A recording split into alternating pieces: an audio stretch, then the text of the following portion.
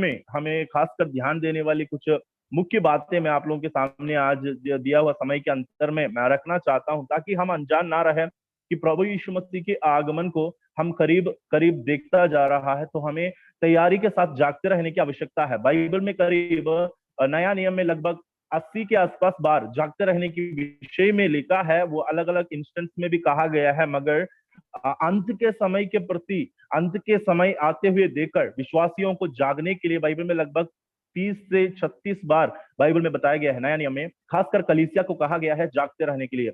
कई बार हम इस बात को भूल जाता है, जागते रहने के लिए प्रभु हमसे क्यों कहता है, क्योंकि वक्त आने वाला है, जैसे बाइबल में दृष्टांत के द्वारा भी कहा गया है कि चोर आते देखकर घर का मालिक जागते रहता है। वैसे हमें भी जागने की समय है कि हमारा प्रभु यीशु मसीह बादलों पर आने वाला है।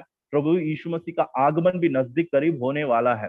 उसके लिए आज हम लोग तीन मुख्य बात मैं आप लोगों के सामने मैं रखना चाहता हूं एक सबूत के रूप पर, जो हम वचन के द्वारा ही हम मनन करेंगे। वचन से हटकर हम लोग कोई भी चीज को हम नहीं देखने वाला है। संसार की सारी बातें हमें ये सबूत देती है, और आजकल खासकर हम सब लोग कहीं लोग विश्वासी गण में भी घबराते हुए डरते हुए रहते हैं। कई नए नए लोग भी ऐसा महामारी क्यों संसार में फैली है, और प्रभु के लोगों का मौत क्यों होता है, प्रभु के दास लोगों का मृत्यु क्यों हो रहा है, आदि बातों से नए नए लोगों का विश्वास कमजोर होने लगता है।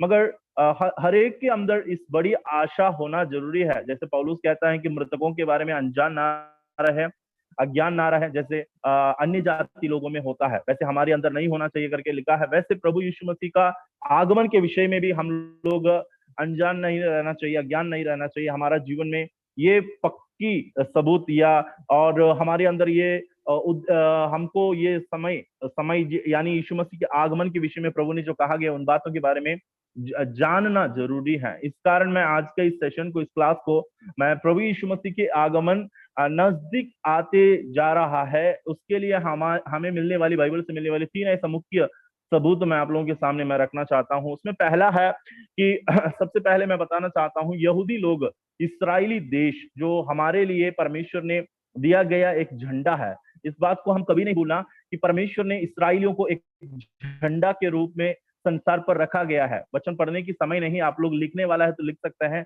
यशायाह नबी का किताब 11 अध्याय उसका 12 वचन में लिखा है, इसराइली देश को परमेश्वर ने लोगों के सामने एक झंडा के रूप में खड़ा किया है। बीच में एक सवाल मैं आपसे करना चाहता हूं, इस पूरे दुनिया का, पूरा विश्व का सेंडर, यानी हम बोलते हैं सिटी सेंडर, जो बोलते हैं ना, एक सिटी जो जो केंद्र बिंदु जो होता है, या पूरा विश्व का सबसे सेंडर सिटी कौन सा है आप जानते हैं? पूरा विश्व का या पूरा दुनिया का सिटी, सेंडर सिटी कौन सा है? आपको मालूम है जी? कोई एक जन माइक ऑन कर।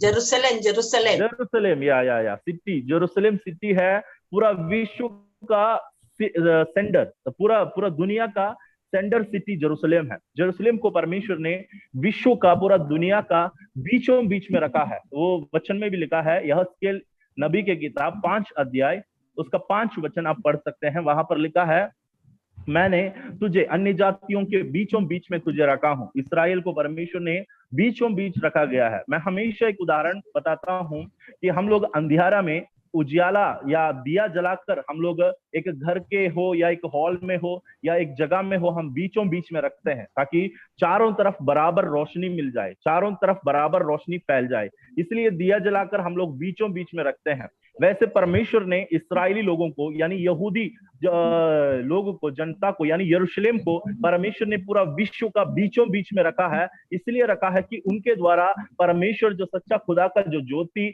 चारों तरफ की अन्य जातियों के बीच में बराबर फैले। इसलिए प्रभु यीशु मसीह ने उसी जगह में आया है। यीशु मसीह का जन्म भी बीचों बीच में हुआ संसार के। यीशु किसी का पक्षपात नहीं किया। यीशु एशिया वालों से ज्यादा प्यार नहीं किया, यूरोपियन वालों से ज्यादा प्यार नहीं किया। यीशु सबसे बराबर प्यार किया। वचन में लिखा, परमेश्वर ने जगत से ऐसा प्रेम किया करके लिखा है। तो प्रभु यीशु मसीह ने बीचों बीच पैदा हुआ है, और परमेश्वर ने इसराइली लोगों को, यानी यरूशलेम जो सिटी है उसको बीचों बीच में लगाया गया है। क्यों है?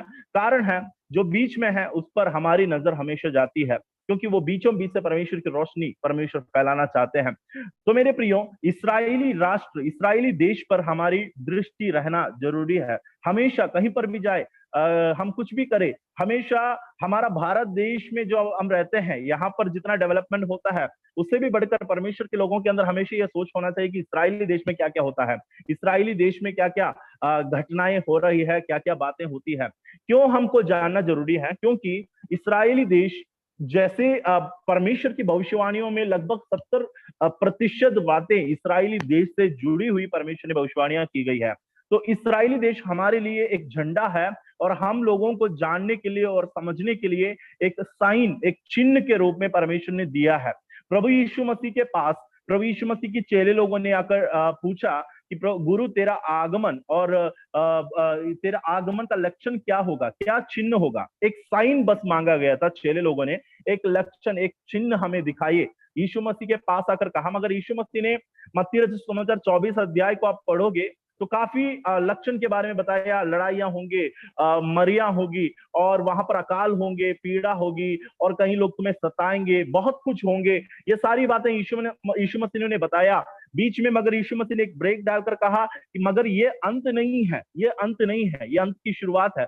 द स्टार्ट ऑफ बर्थ पैंग, यानी प्रसव पीड़ा की एक आरंभ होगी, ऐसा प्रभु यीशु मसीह ने कहा। मतलब बच्चा अभी तक निकला नहीं है, या जो एक प्रसव पीड़ा की आरंभ बस हुआ है, और जब बच्चा निकलने वक्त रहेगी तो और दर्द बढ़ेगा करके प्रभु यीशु मसीह ने कहा है। तो मेरे प्रियो, यीशु मसीह ने ये सारी लक्षण चेलों को बताया। उसके पश्चात प्रभु यीशु मसीह ने अचानक एक दृष्टांत यीशु मसीह ने चेले लोगों को बताया।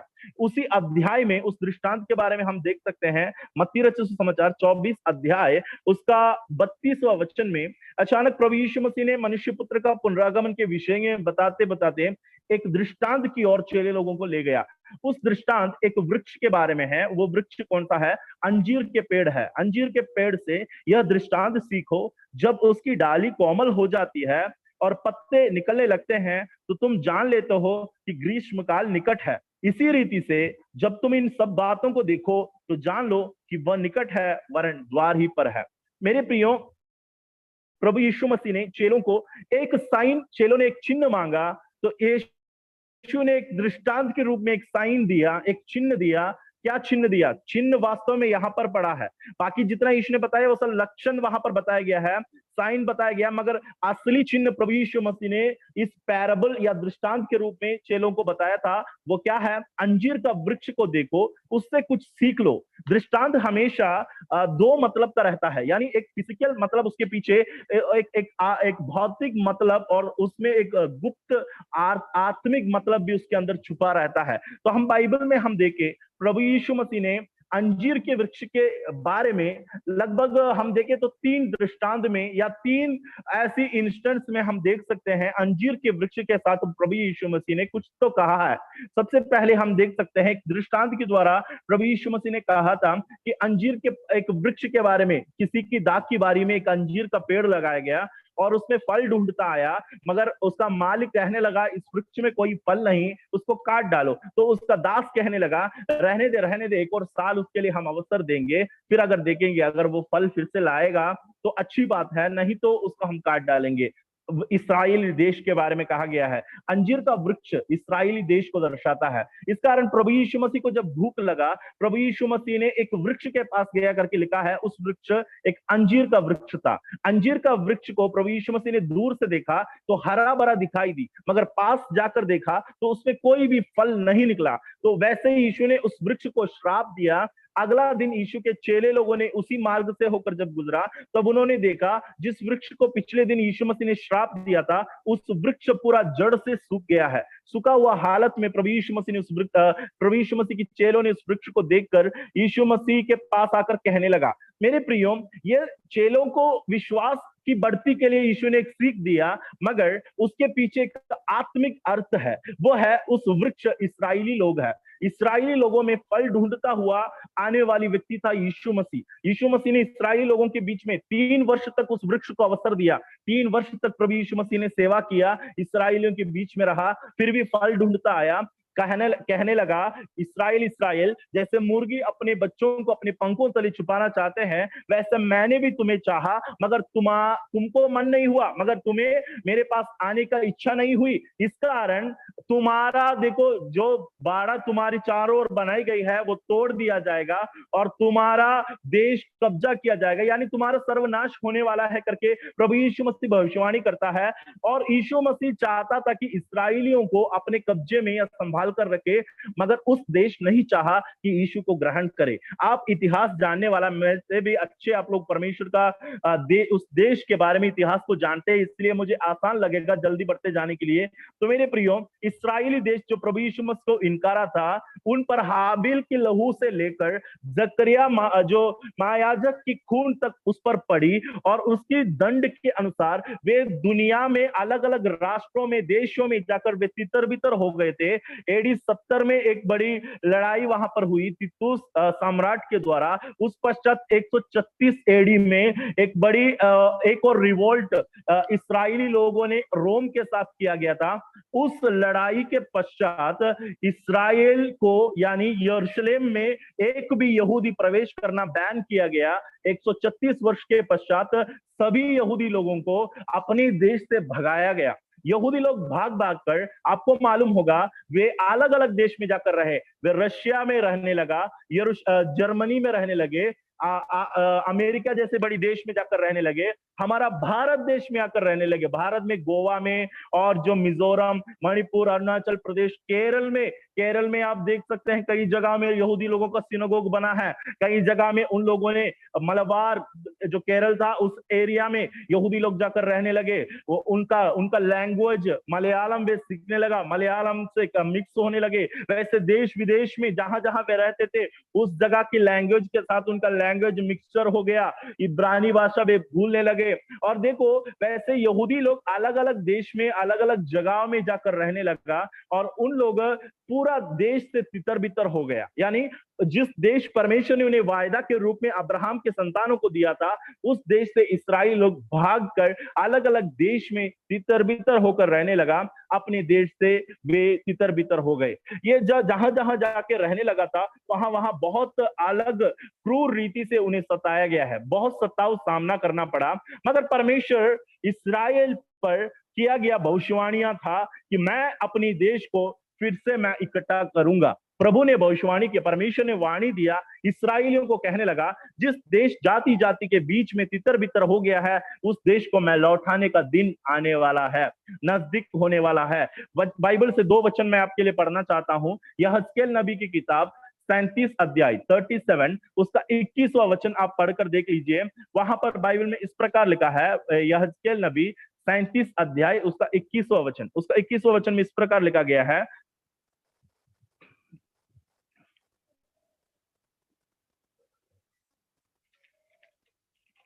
उसका 21वां वचन मैं आपके लिए पढ़ना चाहता हूं। तब तो उन लोगों से कहा, परमेश्वर यहोवा यूं कहता है, देखो मैं इस्राएलियों को उन जातियों में से लेकर जिनमें वे चले गए हैं चारों ओर से इकट्ठा करूंगा और उनके निज देश में पहुंचाऊंगा, उनके निज देश में पहुंचाऊंगा। परमेश्वर की ये वाणी है, परमेश्वर ने ये वाणी देकर कहा है कि मैं इस्राएली लोगों को क्या करूंगा, अपने निज देश में मैं पहुंचाऊंगा, अपने ही निज देश में उन्हें मैं पहुंचाने वाला हूं।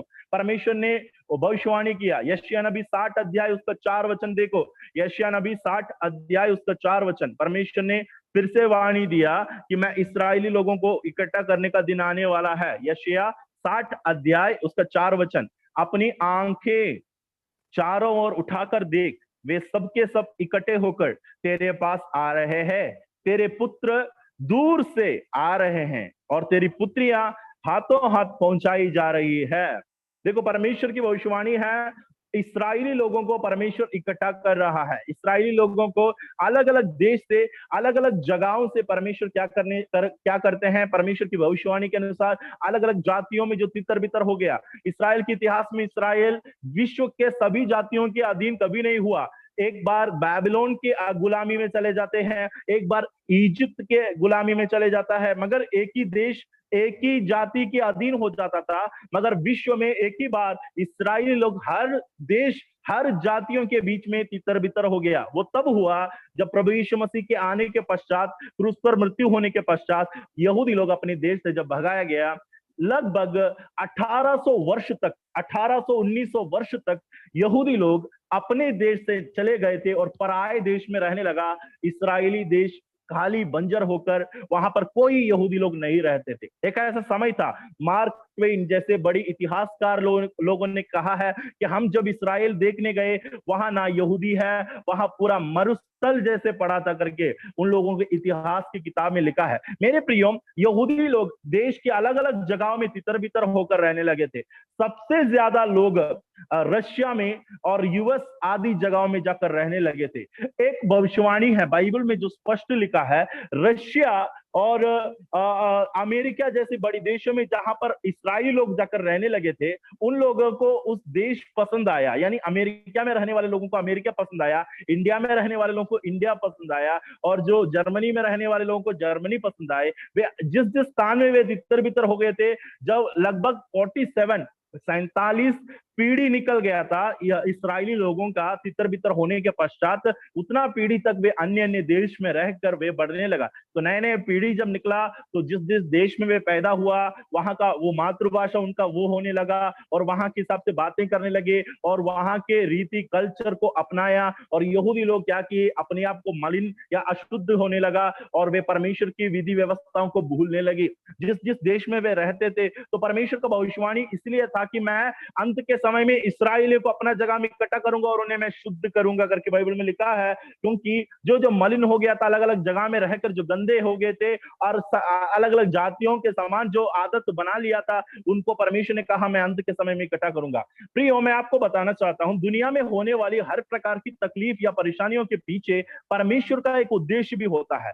ऐसा नहीं कि कोविड-19 अभी हुआ, महामारी जो संसार में आई, इसके पीछे परमेश्वर को कोई मकसद नहीं है, मगर इसका एक परिणाम या इसका एक नतीजा हम देखें, कोविड-19 के द्वारा कई बातें राष्ट्र जो स्टेट लेवल में, नहीं तो हम देश विदेश में देखें तो बहुत सारी चीजों को हमको देखने मिलेगा।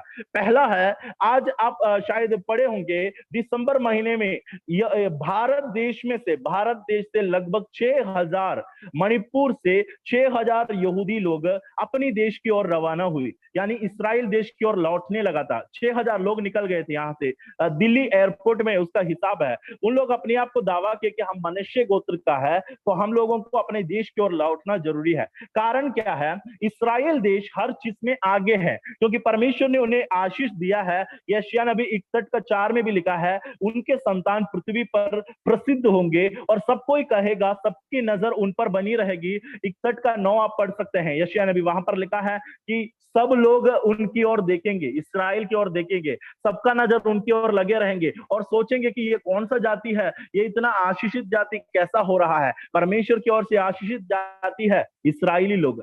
आप इस कोविड-19 के बीच में आपने एक न्यूज सुना कि इस्राएली लोग सबसे पहले ऐलान किया कि हमारा देश मास्क से मुक्त हो गया, यानी हमारा देश में कोई भी मास्क लगाने की जरूरत नहीं है। उन्होंने सबसे बड़ी दावा किया, सारे देश कांपा, सारे देश इस न्यूज को सुनकर सोचने लगा, भाई हर जगह में इतनी परेशानियां बढ़ती है। इस्राएली लोगों का दावा है, हमारी वहां रहने वाले कोई भी नागरिक को मास्क लगाने की जरूरत नहीं। उस नियम को उन लोगों ने रद्द किया, उस नियम को निकाल दिया कि कंपल्शन नहीं है। जैसे भारत सरकार ने कंपल्सरी बना दिया, वैसे कोई कंपल्शन इस्राएली देश में नहीं दिया गया, उनका नियम को निकाल दिया। क्यों? कारण क्या है? उन लोगों ने बोला कि हमारा वैक्सीनेशन सफल हो गया, यानी लगभग 60 से 70% लोगों का फर्स्ट फेज वैक्सीनेशन सक्सेस हो गया, अब हमें कोई डर नहीं। हर कोई ये सोचते हैं कि इस्राएली लोगों के पास इतना ताकत कैसे है, इस्राएली लोगों के पास इतना बुद्धि कहां से है, इतनी इतनी बड़ी दिमाग कहां से है। यशायाह 61:9 आपके लिए मैं पढ़ना चाहता हूं। देखिए, वहां पर इस प्रकार लिखा है, उनका वंश जाति जाति में और उनकी संतान देश देश के लोगों के बीच प्रसिद्ध होगी। क्या लिखा है? दे विल बी फेमस, वे प्रसिद्ध होगी करके लिखा है। और क्या लिखा है? जितने उनको देखेंगे, जितने लोग उनको देखेंगे, पहचान लेंगे कि यह वो वंश है जिसको परमेश्वर ने आशीष दी है। जितने लोग उनको देखेंगे वे पहचान लेंगे ये तो वो वंश है जिसको परमेश्वर ने आशीषें दी है। सबसे बड़ी दावा अगर कोई भी कहे तो इस्राएली लोग बस कह सकते हैं कि हमारा देश मांस से मुक्त है। मेरे प्रियो, तो देखिए इस्राएली लोगों को अब वहां पर कोविड के प्रति ज्यादा भय नहीं, डर नहीं है। वहां का वैक्सीनेशन पावरफुल है, वहां का जो जितने भी उनका जो दवाई है सब कुछ है पावरफुल है, इसलिए लोग नहीं डरते हैं।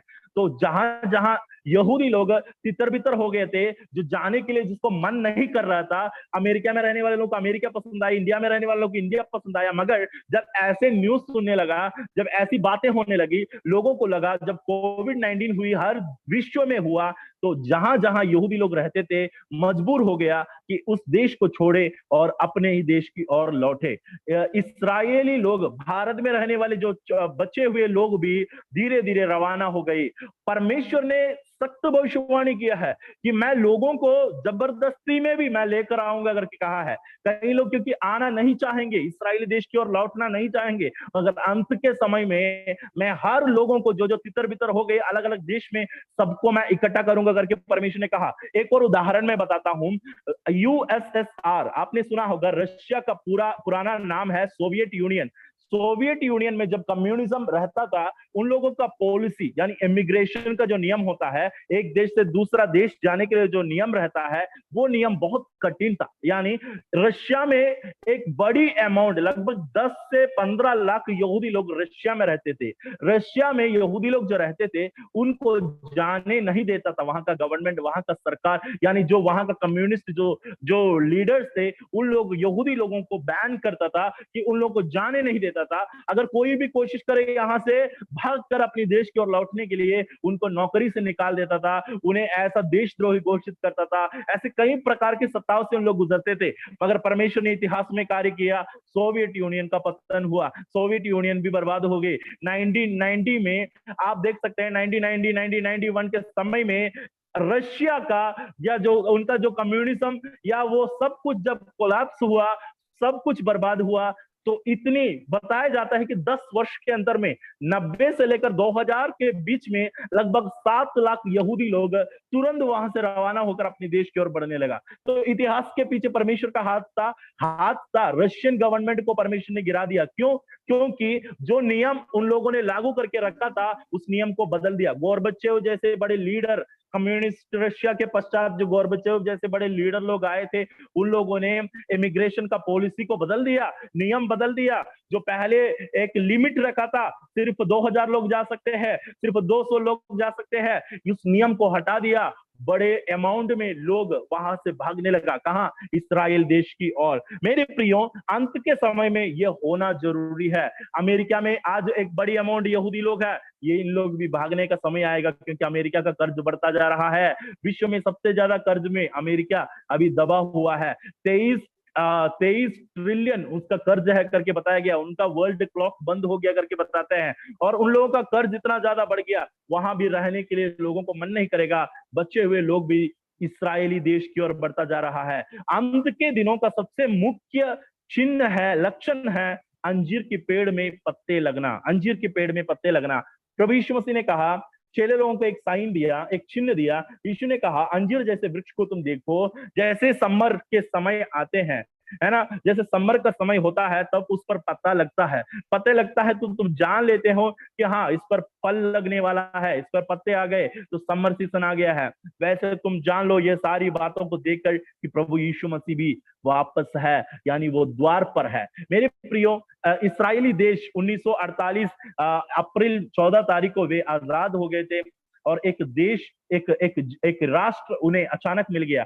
पहला विश्व युद्ध, दूसरा विश्व युद्ध जो दुनिया में हुआ, इस्राएली लोगों के लिए हुआ था, मगर कारण कुछ और भी है, मगर उसके पीछे भी परमेश्वर का योजना था कि इस्राएलियों को अपना देश को वापस दे। उनको देश मिल गया। दूसरा विश्व युद्ध होने के पश्चात उनको अपना देश आजाद होकर मिल गए। यशायाह नबी में परमेश्वर ने एक भविष्यवाणी किया, क्या किसी ने सुना है एक दिन में एक बच्चा पैदा हुआ है? कभी ऐसा नहीं होता, 9 महीना समय लगता है, मगर परमेश्वर कहता है एक दिन में एक बच्चा पैदा हो सकता है। वो कौन सा है? वो मेरा देश इस्राएल है। यशायाह नबी के किताब में आप पढ़कर देख लीजिए, परमेश्वर का भविष्यवाणी था कि यशायाह नबी 66 अध्याय 66 उसका 8वां वचन में परमेश्वर ने कहा मैं उस वचन आपके लिए पढ़ता हूं, यशायाह नबी 66 उसका 8वां वचन में परमेश्वर ने क्या कहा, ऐसी बात किसने कभी सुना, ऐसी बात किसने कभी सुनी, किसने कभी ऐसी बातें देखी, क्या देश एक ही दिन में उत्पन्न हो सकता है। मलयालम में देश नहीं लिखा है, बच्चे के बारे में लिखा है, एक शिशु के बारे में लिखा है, मगर यहां पर साफ लिखा है कि एक देश क्या एक ही दिन में उत्पन्न हो सकता है, क्या एक जाति क्षण मात्र में ही उत्पन्न हो सकती है। बाइबल भी इस भविष्यवाणी को, यानी जो जो घटना जो हुआ है उसके बारे में बाइबल में पहले से ही भविष्यवाणी था।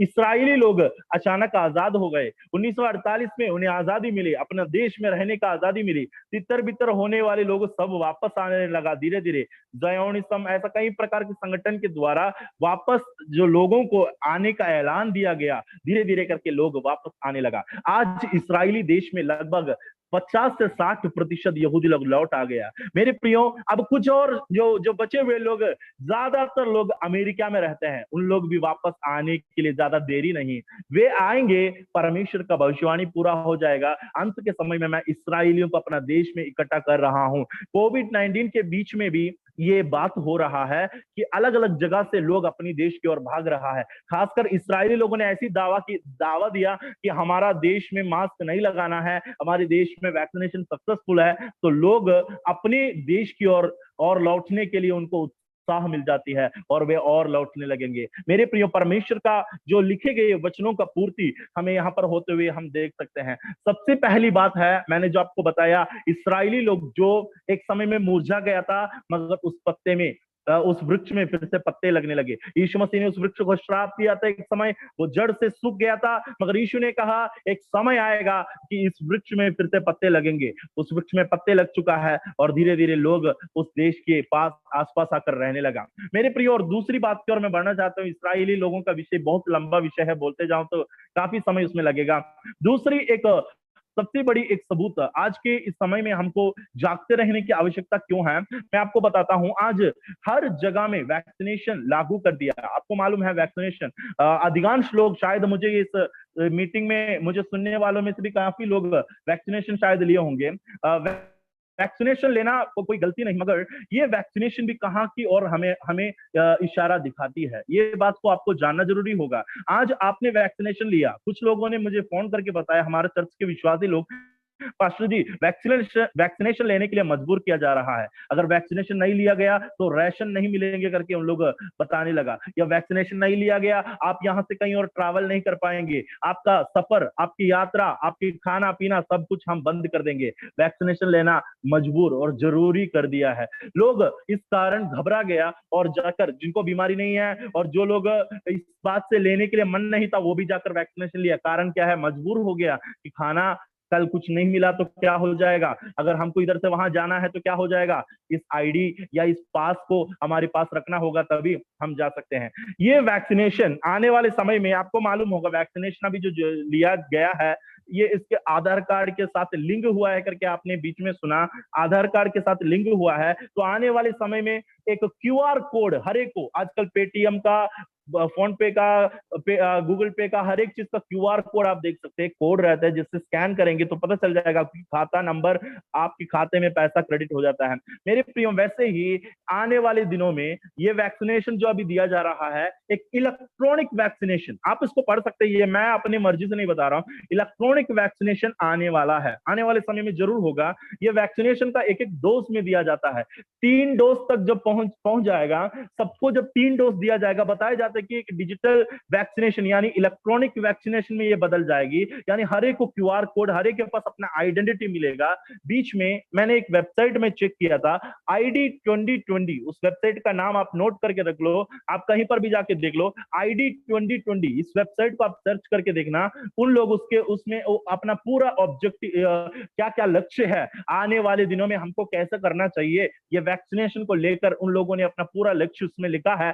ID 2020 का एक दो बात बस मैंने पढ़ा, उसमें बहुत सारी चीजें आप पढ़ोगे तो आपको लगेगा बाप रे, बाइबल की सभी बातें इन लोग तो पूरा करने ही जा रहा है। उसमें लिखा है आने वाले समय में डिजिटल वैक्सीनेशन हमको देना पड़ेगा। इसमें लिखा है उन लोगों का डिजिटल आइडेंटिटी अलायंस बोलकर एक सिस्टम शुरू किया है। ID 2020 साइट में आप जाकर आप देख सकते हैं, डिजिटल आइडेंटिटी अलायंस, उन लोगों ने बताया है कि हम लोग क्या करेंगे, ID 2020 के द्वारा आने वाले समय में वैक्सीनेशन को डिजिटलाइज करेंगे, यानी मनुष्य का शरीर में एक जैसे एक चिप, नीडल इम्प्लांट, जैसे आजकल बहुत सारी चीजों का आप देख सकते हैं, नीडल चिप को आप देख सकते हैं शरीर में लगाया जाता है, पता नहीं चलेगा, उससे इम्प्लांटेशन यानी जो हमारा वैक्सीनेशन लगाना आसान हो जाएगा करके कहते हैं। कई प्रकार की टेक्नोलॉजी आज की दुनिया में आप देख सकते हैं जो मनुष्य का शरीर में लगाना आसान हो जाएगा।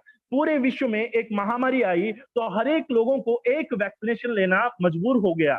एक ही वैक्सीनेशन से हर एक का शरीर में इंजेक्ट हो रहा है, हर एक के शरीर में लिया जा रहा है। मगर ये सब कहां कहां की ओर हमें ले जाता है? आने वाले दिनों में इसी वैक्सीनेशन के थ्रू में, नहीं तो इलेक्ट्रॉनिक वैक्सीनेशन के थ्रू में एक ऐसा ही चिप हमारे शरीर में लगने की संभावना है।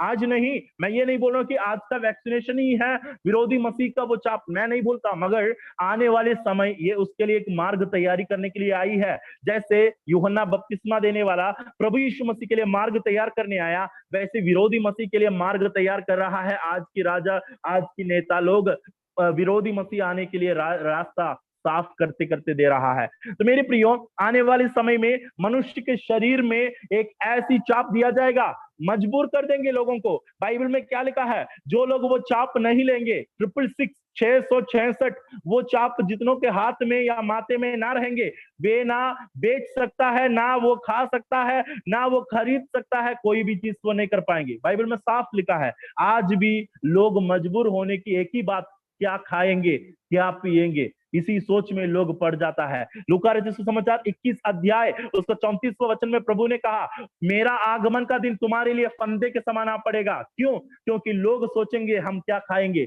हम क्या पिएंगे, हम कैसे रहेंगे। लॉकडाउन और बढ़ाया जाए, दुकान सब बंद किया जाए, तो विश्वासियों के अंदर भी ये सोच होने लगेगा, कल हम क्या खाएंगे, कल हम क्या पिएंगे। आज की दुनिया में एक ही सोच है कि कैसे भी अपना भंडार को भर दो। भंडार को भरने के बाद हालेलुया बोलने में हमको आसान रहता है, घर की सारी जरूरतें पूरा होने के बाद हम प्रभु की महिमा करना आसान रहता है। मगर उन लोगों का क्या हालत होगा जिनके घर में खाने के लिए कुछ भी नहीं, जो प्रभु पर विश्वास करके रहता है, मगर ऐसी समस्याएं आने वाली है, ऐसी परेशानियों से होकर गुजरने वाली है। मेरे प्रियो, ये बाइबल की भविष्यवाणियां एक्यूरेटली, एक एक बात आप देखोगे बाइबल में जैसे लिखा है कि अंत के समय में ये वैसे ही पूरा हो जाएगा। बाइबल में हम एक एक बात को हम देख सकते हैं वैसे पूरा होते हुए आज की दुनिया में हमको दिखाई देती है। दूसरी मुख्य बात है, ये वैक्सीनेशन हमें एक विरोधी मसीह की चाप की ओर इशारा करती है कि वो भी करीब है, वो भी नजदीक है। ID 2020 का आप उसका प्लान को जाकर पढ़ लीजिए, आपको क्लियर रूप से समझ में आ जाएगा। दुनिया के धनी लोग, बिल गेट्स जैसे लोगों इस वैक्सीनेशन के पीछे लगे रहता है। उससे एक अमेरिकन मिशनरी उससे सवाल किया, तू जो ये वैक्सीनेशन जो निकाल रहा है, ये विरोधी मसीह का चाप है, हमारा बाइबल में लिखा है। उन्होंने रिजेक्ट करके बोला, मैं बाइबल पढ़ता हूं, मैं भी जानता हूं एंटी क्राइस्ट के बारे में, मगर ये एंटी क्राइस्ट का चिप नहीं है, ये चाप नहीं। उन्होंने पब्लिकली उसको अनाउंस किया। कारण क्या है? लोगों के अंदर डर पैदा होने लगा। विश्व में यानी अमेरिका में लोग वैक्सीनेशन के बारे में प्रचार करने लगा। आज सरकार ने एक नियम निकाला, वैक्सीनेशन के खिलाफ कोई भी उल्टा पुल्टा बात नहीं बोलना। कारण क्या है? वैक्सीनेशन को लेकर आजकल बहुत सारी कॉन्स्पिरेसी चलते जा रहा है। जो उसको बोलता है उसको बंद कर देता है, उसका चैनल बंद कर देता है, या उसकी बातों को कोई सुनने नहीं दे तो उसको अरेस्ट करता है, उसको ये करते है वो करते है। आप जान सकते हैं इसका खिलाफ बोलने का भी आज हमको कोई अधिकार नहीं है। मेरे प्रियो, तो ये सब कुछ, ये यूनिवर्सल वैक्सीनेशन हमारे लिए एक ऐसी सबूत है जो आने वाले समय में नजदीक होता जा रहा है कि प्रभु यीशु मसीह के आगमन जब होने की जब समय आते हैं तो विरोधी मसीह का ये मार्क, ये जो चाप है वो हर एक शरीर में लगने के हैं। मेरे प्रियो, और तीसरा एक और बात मैं आप लोगों को बोलकर मैं जल्दी समाप्त करता हूं क्योंकि समय आगे बढ़ चुका है। तीसरा है वन वर्ल्ड गवर्नमेंट। इस बात के बारे में आपने सुना होगा, वन वर्ल्ड गवर्नमेंट, एक विश्व सरकार के बारे में। मैंने इस बात को आजकल बहुत बार मैंने यूट्यूब में प्रचार करके मैं इस विषय को डाला हूं, मैं कलीसिया में लोगों को मैं समझाया हूं, मगर अक्सर लोगों को वचन सुनने का मन ना होने के कारण इस बात के बारे में वे नहीं समझ पाते हैं, या बाइबल की भविष्यवाणियों के बारे में वे उतना इंटरेस्टेड ना रहने के कारण, क्योंकि लोग आजकल डाइवर्टेड प्लेटफॉर्म में विश्वासियों को खड़ा किया गया है। चिन्ह, चंगाई, छुटकारा, चमत्कार, आशीष, 5 रोटी 5,000 को, 2 मछली 5,000 को। लोगों को सिर्फ इसी बात पर उनका मन लगता है कि यीशु मसीह चौथा दिन लाजर को जिलाए और यीशु मसीह पानी के ऊपर चले, यीशु मसीह रोटी बांट कर सबको खिलाए। लोगों का मन में सिर्फ चिन्ह और चमत्कार, चंगाई आदि बातों के लिए सिर्फ सोच रहता है, मगर कभी ये नहीं सोचता कि हमें प्रभु के साथ जाना है या परमेश्वर का आगमन निकट है। परमेश्वर के साथ जाने के लिए हमको तैयारी करना है। प्रभु यीशु मसीह आने वाला, हम इस संसार का नहीं है, इस बात के बारे में कोई नहीं सोचता। आज जो हर एक का सोच यही रहता है कि अब्राहम ने सोचा कि परमेश्वर हमारे लिए एक जगह तैयार कर रहा है, उसकी ओर वो देखता रहा। इसहाक का अंदर भी यही सोचता, मगर याकूब का समय आया तो याकूब धीरे धीरे इस संसार की चीजों का कब्जा करना लगा, इस संसार की बातों में कब्जा करने लगे, खेती कर कर और कई बातों में वो कब्जा करने लगे, मगर उसका संतान और निकलने लगे, उन लोगों का मन भी संसार की बातों में लग गई। मेरे प्रियो, अब्राहम की जैसे एक बड़ी दर्शन हमें इन दिनों में होना जरूरी है कि परमेश्वर हमारे लिए एक राज्य तैयार कर रहा है। परमेश्वर के लोग भले मरते भी जा रहा है, लोग परमेश्वर के राज्य की ओर बढ़ रहा है, प्रभु की उस राज्य में प्रवेश कर रहा है, क्योंकि हमारा परमेश्वर का सरकार या परमेश्वर का राज्य जल्दी आने वाला है। तीसरी बात मैंने बताया, वन वर्ल्ड गवर्नमेंट। आप लोगों ने देखा होगा कि मोदी सरकार ने बीते दिनों में लोकसभा में, मेरे पास उसका क्लिप है, मैं बाद में आप लोगों के लिए फॉरवर्ड कर दूंगा। लोकसभा में मोदी सरकार ने एक भाषण दिया था इस फरवरी महीने में। उस भाषण में मोदी सरकार ने जो कहा था कि अब पोस्ट कोरोना के पश्चात, यानी जब कोरोना खत्म हो जाएगी उसके पश्चात हम लोग सारे देश मिलकर, हर देश और हर राज्य मिलकर हम लोग एक वन वर्ल्ड, एक न्यू वर्ल्ड ऑर्डर, मोदी क्या कहते हैं, न्यू वर्ल्ड ऑर्डर, एक न्यू वर्ल्ड ऑर्डर को लागू करना है। ये उन्होंने लोकसभा में ये तो एकदम खुले खुले उन्होंने प्रचार किया और उन्होंने कहा होना ही है करके कहा। उसको कौन चलाएगा, उसका नेता कौन होगा, ये कब शुरू होगी, ये सब आगे वक्त बताएगा करके उन्होंने कहा है। लोकसभा में उन्होंने भाषण दिया था। उस भाषण का क्लिप में साफ साफ उन्होंने बताया कि एक वन वर्ल्ड गवर्नमेंट आना जरूरी है। वन वर्ल्ड गवर्नमेंट मतलब क्या होता है, आज अलग अलग सरकार है, भारत देश के लिए भारत का सरकार, अमेरिका में अमेरिका का और रशिया में रशिया का, मगर आज आने वाले दिनों में हर देश इकट्ठा होकर, यूएन जैसे बड़ी संगठन इकट्ठा होकर उन लोगों ने ये बात पर चर्चा किया कि कोरोना जैसे महामारियों को हम एक एक देश बनकर सामना करना मुश्किल हो जाएगा। इससे अच्छा ये रहेगा कि हम सब मिलकर इस समस्या को हम सामना करें, हम मिलकर इस समस्या का सामना करें। एक देश अलग से लड़ने से अच्छा रहेगा हम मिलकर इस समस्या को सामना करें। इस कॉन्सेप्ट को, इस विचार को सबसे पहले सामने रखा गया यूएन के द्वारा कि एक न्यू वर्ल्ड ऑर्डर को हमको लागू करना है, एक न्यू वर्ल्ड ऑर्डर को हमको लागू करना है करके उन्होंने बताया गया। आप लोग इसमें जान सकते हैं कि एक न्यू वर्ल्ड ऑर्डर यानी एक विश्व में सभी सरकार मिलकर एक गवर्नमेंट बनना जरूरी है करके उनके कहना है। एक ही गवर्नमेंट, एक ही धर्म, एक ही करेंसी, मतलब पूरा विश्व के लिए एक ही चीज रहेगा, एक लॉ, एक नियम रहेंगे। आजकल अभी लड़ाई में आपको मालूम है रशिया में मुस्लिम्स लोग जाकर कहा कि हमारा अनुसार माइनॉरिटी के लिए, माइनॉरिटी कमीशन के लिए कुछ नियम को लागू किया जाए। पुतिन ने कहा अगर तुमको यहाँ रहना है तो रहो, नहीं तो तुम अपने देश में जाकर रहो, यानी मुस्लिम लोगों को, अरब लोगों को कहने लगा तुम अपने अरबी देश में जाकर रहो, ये हमारे हिसाब से हमारा देश है, हमारे राज्य में हमारा नियम चलता है।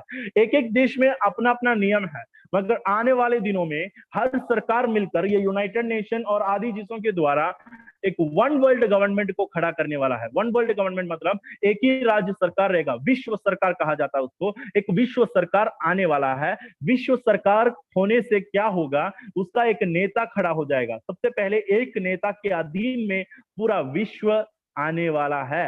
अलग अलग देश, अलग अलग जगहों के नेता लोग परेशान है कि हमें कौन इस कोरोना से छुड़ा सकता है। लोग आज भी सवाल खड़ा करता है, मोदी के ऊपर उंगली उठाते हैं और एक एक नेता के ऊपर उंगली उठाते हैं, कौन हमें छुड़ा सकते हैं इस समस्या से। आने वाले दिनों में एक ऐसा नेता खड़ा होकर बोलेगा कि मैं तुम्हें शांति दिलाता हूं, मैं तुम्हारी समस्याओं को दूर करता हूं।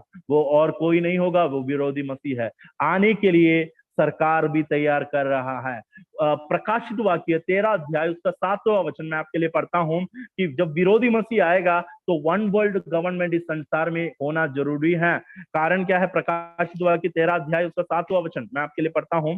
वहां पर इस प्रकार लिखा गया है, 13 अध्याय उसका 7वां वचन, और उसे यह भी अधिकार दिया गया उसको किसको, उस पशु को, जो पशु समुन्दर में से जो निकला था, वो विरोधी मसीह है। आप जानते हैं 13वां अध्याय, प्रकाशित वाक्य 13 अध्याय विरोधी मसीह के बारे में कहा गया है। विरोधी मसीह का आगमन का जब समय होगा, तब देखो विरोधी मसीह को यह भी अधिकार दिया गया, क्या अधिकार दिया, कि पवित्र लोगों से लड़े और उन पर जय पाए।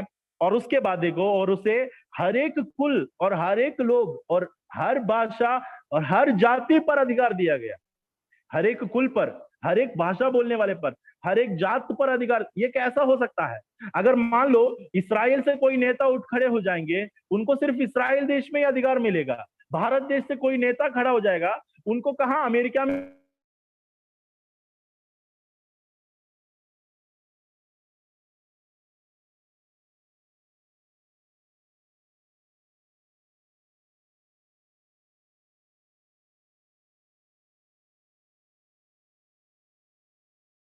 उनको हर एक कुल पर, हर एक जात पर, हर एक वंश पर, हर एक भाषा बोलने वाले पर उनको अधिकार दिया जाएगा। आने वाला है मेरे प्रियो ये सभी बातें बहुत नजदीक भविष्य में। अमित शाह बीते दिनों में अपील किया था सुप्रीम कोर्ट में, उन्होंने क्या बोला, वन नेशन वन लॉ, यानी एक देश एक नियम हर एक के लिए लागू हो जाए।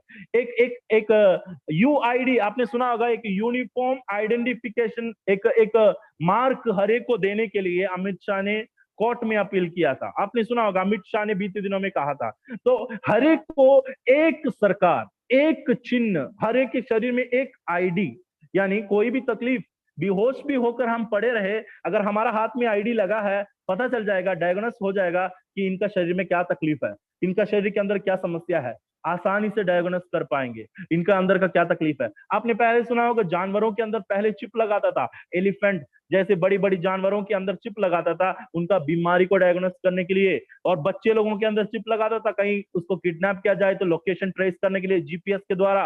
और बहुत प्रकार की चीजें दुनिया में आ चुका है। आज हर जगह में विरोधी मसीही के लिए सब कुछ तैयार हो रहा है। मेरे प्रियो, हमारा इंतजार विरोधी मसीह का नहीं है। हम ये इंतजार में नहीं रहते कि विरोधी मसीह आ जाए और विरोधी मसीह के अधीन हम लोग रह जाए। सिर्फ हमारा हमारा इंतजार यह नहीं है, हमें इंतजार हमारा प्रभु यीशु मसीह पर है, क्योंकि प्रभु यीशु मसीह ने कहा है, अंत के समय में ये सब तुम होते हुए देखोगे, अंत के दिनों में ये सारी बातें तुम होते हुए देखोगे। आज दुनिया में होने वाली बातें, जो घटनाएं आज दुनिया में होती है, ये सभी बातें एक ही चीज की ओर इशारा करती है, जो वचन में हमने पढ़ा। इन सारी घटनाओं होते हुए देखोगे तो अपना सिर उठाने का समय आ चुका है, क्योंकि हमारा छुटकारा निकट आ रहा है, हमारा छुटकारा निकट आ रहा है। अब जो अशुद्ध है वो अपने आप को और अशुद्ध करता जाए, और जो पवित्र है और पवित्रताई में बने रहे, क्योंकि परमेश्वर हरेक का काम के अनुसार न्याय करने का समय और वक्त आने वाला है। प्रभु यीशु मसीह शीघ्र बादलों पर आने वाला है, तो समय नजदीक आता जा रहा है।